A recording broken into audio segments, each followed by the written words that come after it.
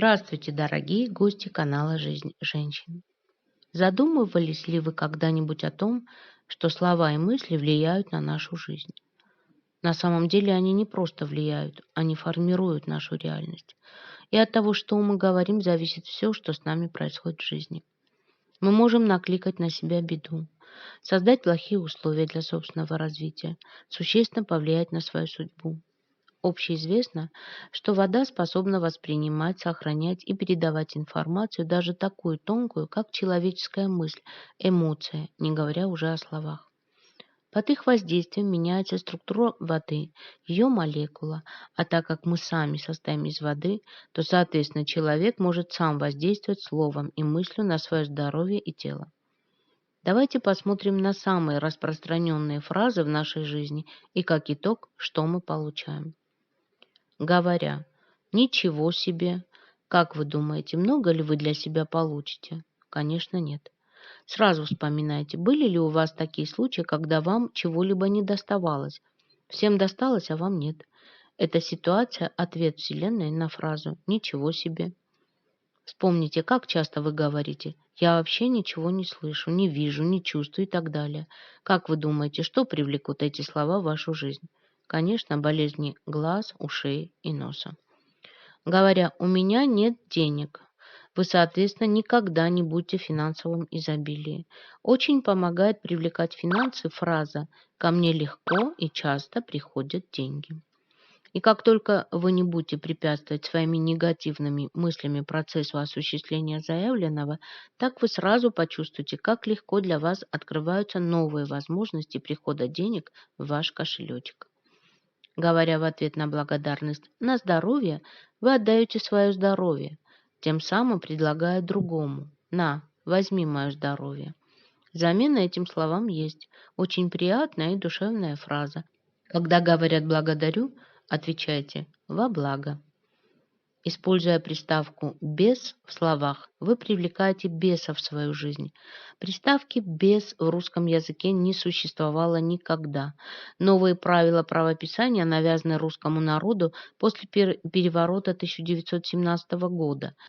«Без» приставка, внедренная в русский язык в 1921 году Луначарским и Лениным, вопреки правилам русского языка. Это правило внедрено специально, чтобы презираемого беса восхвалять и превозносить. Посмотрите на слова «бессильный», «бесполезный», «бесцельный». Этими словами мы даем силу этой нечистой силе. Заменяйте ее на «без», и тогда все встанет на свои места. Слова «у меня вроде ничего нет» программируют на отсутствие чего-либо в вашем роду. Говоря «мне нужно», «мне надо», вы проживаете жизнь из нужды и под влиянием обстоятельств, тем самым лишая себя возможности быть хозяином своей жизни. Эти слова хорошо бы заменить на «я выбираю». Говоря ребенку «ты дурак», он будет учиться у вас плохо, потому как вы сами создали его нездравомыслящим. Говоря близкому человеку, глаза бы мои тебя не видели, ты достал меня, отстань от меня, исчезни из моей жизни. Вы программируете разрыв отношений с этим человеком. Не удивляйтесь, если муж ваш или ребенок потом уйдет из семьи или чего еще хуже из жизни.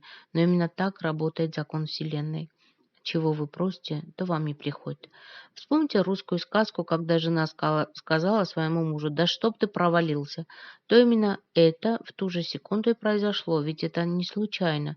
Русские всегда знали силу слов и мыслей. И в сказках показывали, как работают вселенские законы. Говоря ребенку «ты упадешь», там ноги переломаешь, шею свернешь, пожалуйста, не удивляйтесь, если с вашим ребенком произойдет именно это. Вы сами, опять же, создали сценарий жизни своему ребенку. Вспомните, как часто вы говорите: «Ведь я же тебе говорила, что будет именно так». Это тоже именно тот случай, когда вы сами привлекли негативную ситуацию в жизнь вашего близкого, а значит и в свою. Говоря о мужчинах, все мужчины СВО, нет ни одного нормального, так оно и получается, что каждый последующий в вашей жизни мужчина будет вам приносить лишь одни страдания и огорчения.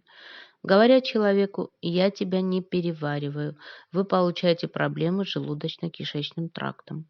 «Ты у меня на шее сидишь», получаете остеохондроз. Сердце кровью обливается. У меня чуть сердце не остановилось. Считай, что заказали в небесной канцелярии болезни сердцем. Что бы ни произошло плохого, очень важно не думать о нем и уж тем более не произносить негативную информацию. Недаром же существует поговорка «сказано– сделано».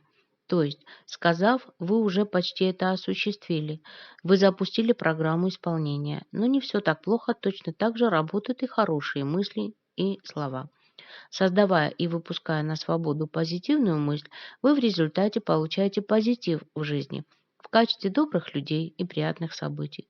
И еще одна важная информация. Ругая человека, засылая на него проклятия, называя его обидными словами и оскорблениями, тем самым вы влияете не только на его биополе, но и на свое. Вы разрушаете свою тонкую энергию и навлекаете то же самое проклятие на себя и на своих детей. Прежде чем высказаться крепко в адрес кого-то, очень стоит задуматься, а стоит ли. Может, лучше сдержаться, а свои эмоции выпустить в крики в лесу, тем самым сняв напряжение с себя и получив массу приятных ощущений во всем теле. Заменяя отрицательные мысли и слова на положительные, вы создаете вокруг себя пространство любви и позитива, и в этом случае все негативное будет обходить вас стороной. А произнося слова «я люблю» и «благодарю», вы меняете и воздействуете на весь мир. Давайте как можно чаще дарить улыбку, любовь, благодарность и прощение, создавая чистые энергии света в нашей Вселенной. Негативных слов, которые влияют на наш жизненный сценарий, очень много, но теперь вы и сами сможете их отследить в своей речи и не позволите им взять верх над вашей жизнью. Поверьте, только лишь изменив мышление и речь, вы кардинально с неудачной сможете поменять свою жизнь на счастливую и радостную. Есть также некоторые вещи, о которых можно говорить либо хорошо, либо никак. Психологи и эзотерики практически единодушны и выделяют три направления, о которых не стоит говорить в негативном ключе.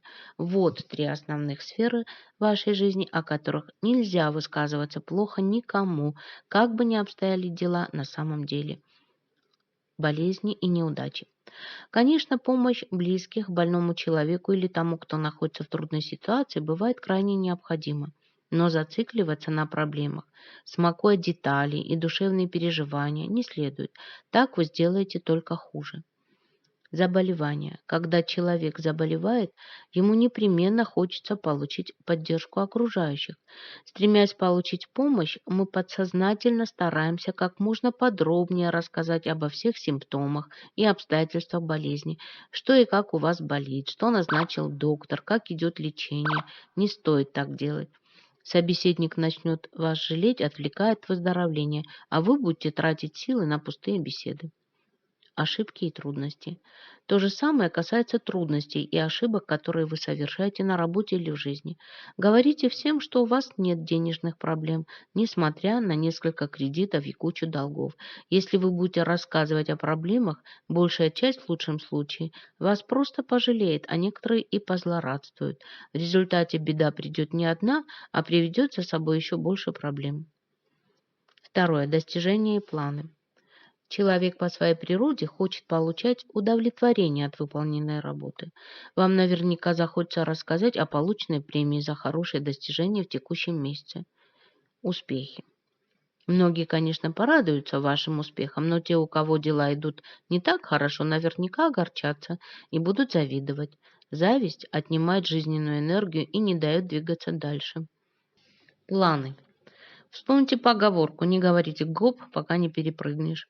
Если вы еще не завершили дело, старайтесь не болтать о нем до полного окончания.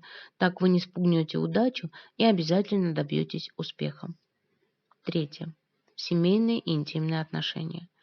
Вне зависимости от того, как вы общаетесь с супругом, есть ли он вообще или вы только начинаете общение, не стоит сообщать всем вокруг о том, как у вас идут дела. Отношения с любимым. Помните золотое правило: счастье любит тишину. Если вы сможете придержать язык за зубами, ваши отношения не станут объектом зависти. Радоваться подобным вещам важно, но зацикливаться на них не стоит. Интимные отношения. Эта тема тоже должна стать для вас запретной. О том, что происходит в вашей спальне, вы можете разговаривать только со своим супругом, но никак не с посторонними. Конечно, это не значит, что вам нужно категорически молчать о своих заболеваниях, семье или достижениях, но не стоит говорить об этом много и часто. Ограждая личную жизнь от зависти и токсичных людей, вам удастся сохранить жизненную энергию и обрести душевное умиротворение. Поделитесь, пожалуйста, в комментариях, что вы думаете по этому поводу. А я благодарю вас всех за лайки, репосты и отзывы. До новых выпусков. Пока-пока.